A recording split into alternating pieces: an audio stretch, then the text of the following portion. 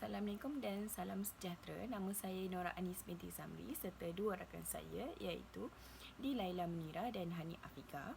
Hari ini kami akan menerangkan mengenai BIM. Apa itu BIM? BIM singkatan bagi Bahasa Isyarat Malaysia. Bahasa ini digunakan bagi orang yang kehilangan pendengaran, dikenali sebagai bahasa isyarat, digunakan oleh orang pekak Malaysia dalam memudahkan pemahaman mereka. Baik, terima kasih Anis. Seterusnya kita akan masuk mengenai kategori jenis bagi pelajar BIM. Yang pertama ialah golongan pelajar yang mengalami masalah pendengaran. Yang kedua ialah golongan pelajar yang berminat berkomunikasi dengan komuniti pekak. Seterusnya yang terakhir ialah golongan pelajar ataupun golongan masyarakat awam yang ingin berbahasa unik. Seterusnya saya akan beri semula kepada Anis. Secara umumnya, kaedah komunikasi ini tidak menggunakan sebarang suara tetapi menggunakan isyarat tangan, badan dan bibir untuk menyampaikan maklumat serta ketika berkomunikasi dengan komuniti atau orang lain. Seterusnya, kelebihan dalam bahasa isyarat Malaysia iaitu membantu kanak-kanak dalam perkembangan bahasa, di mana ia dilihat dapat meningkatkan penguasaan bahasa kanak-kanak dalam berkomunikasi dengan orang lain ataupun ketika berkomunikasi di sekolah. Yang kedua, dapat menguasai kebolehan membaca dengan cepat malah akan meningkatkan dan membantu dari segi peningkatan pengetahuan maklumat. Yang ketiga, dapat meningkatkan tahap keupayaan dalam melontarkan perasaan, tekanan serta cara mengawal perasaan dengan menggunakan bahasa isyarat. Dengan menggunakan bahasa isyarat Malaysia ini, mereka dapat merapatkan jurang berinteraksi antara masyarakat. Kerana pada masa kini, masyarakat sudah diberi pelbagai pendedahan mengenai bahasa isyarat Malaysia. Kelebihan yang seterusnya, dapat meningkatkan aktiviti sosial dengan komuniti melalui bahasa isyarat Malaysia. Penggunaan bahasa isyarat Malaysia tidak menjadikan ia satu alasan ataupun kesalahan kepada mereka, malah ia menjadi tanggungjawab kita sebagai masyarakat untuk mengetahui ilmu mengenai bahasa isyarat Malaysia, antaranya dapat melakukan aktiviti bersama-sama golongan ini serta membantu mereka dari segi pelbagai aspek. Baik, terima kasih Anis. Seterusnya kita akan masuk mengenai limitasi yang terdapat dalam BIM. Yang pertama ialah kewujudan pelbagai isyarat, iaitu individu yang mengalami masalah pendengaran ini akan mempunyai isyarat yang berbeza dan mengikut latar belakang dan juga budaya persekitaran kehidupan mereka. Jadi ini menyebabkan kewujudan pelbagai isyarat yang berbeza mengikut tempat. Yang kedua ialah memerlukan tenaga pengajar yang mahir, iaitu di Malaysia, pengajar perlu mempunyai kefahaman yang tinggi dan juga latihan khas agar penyampaian menjadi benar dan juga sahih.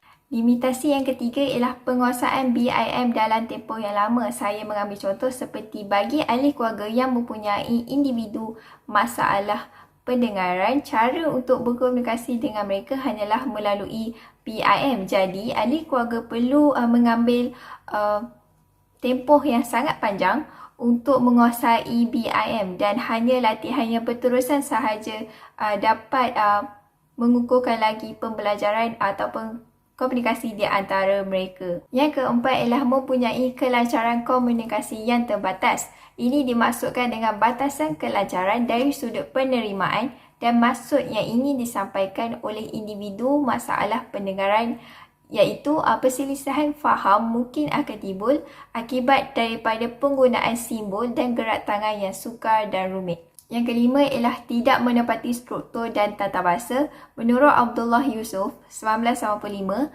murid-murid masalah pendengaran yang menggunakan bahasa isyarat sebagai medium untuk berkomunikasi adalah didapati amat sukar untuk mereka menghasilkan ataupun menulis sesebuah karangan.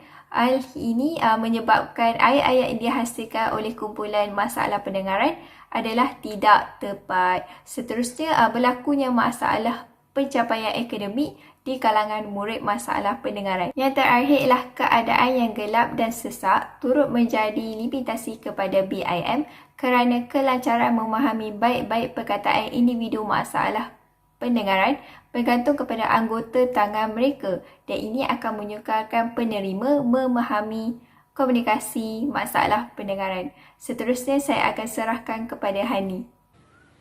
Seterusnya kita boleh lihat perbandingan antara BIM dan juga KTBM.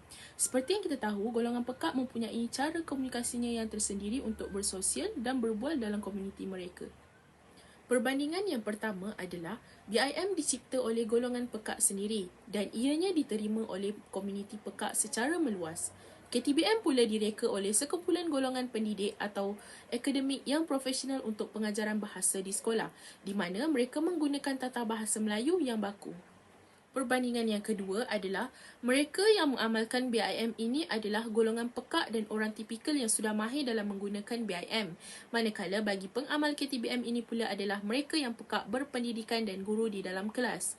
Selalunya, KTBM ini digunakan oleh guru-guru yang mengambil masalah pendengaran untuk digunakan bagi mengajar bahasa Melayu.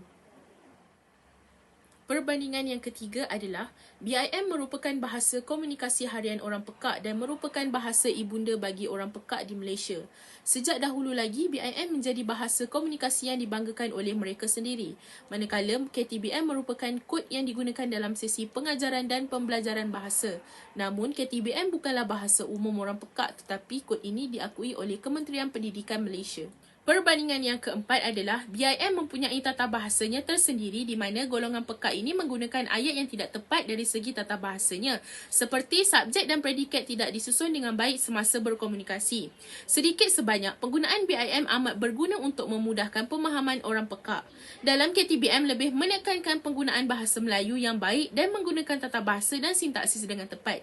Contohnya, subjek dan predikat disusun mengikut peraturan bahasa Melayu. Antara BIM dan KTBM, menurut ahli kumpulan kami merasakan bahawa kedua-dua bahasa isyarat iaitu KTBM dan BIM amat penting kerana sebagai guru kita haruslah bersama-sama berganding bahu membantu kerajaan untuk meningkatkan pencapaian murid-murid pekak dalam akademik. Tidak salah untuk meneruskan sama ada KTBM atau BIM sebagai bahasa rasmi orang pekak. Tetapi apa yang penting komunikasi dapat berlangsung dengan baik dan mesejnya dapat disampaikan dengan jelas antara orang pekak dan bukan pekak yang cuba beradaptasi dalam kumpulan minoriti ini.